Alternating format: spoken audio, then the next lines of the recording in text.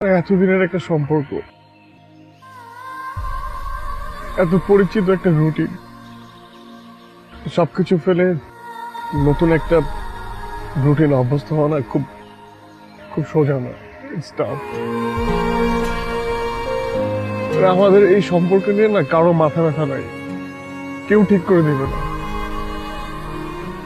আর নতুন একটা সম্পর্ক তৈরি করতে গেলে যতজন মানুষ হেল্প করবে, এই সম্পর্কটা ঠিক করার জন্য তেমন কোনো মানুষ কিন্তু হেল্প করবে না।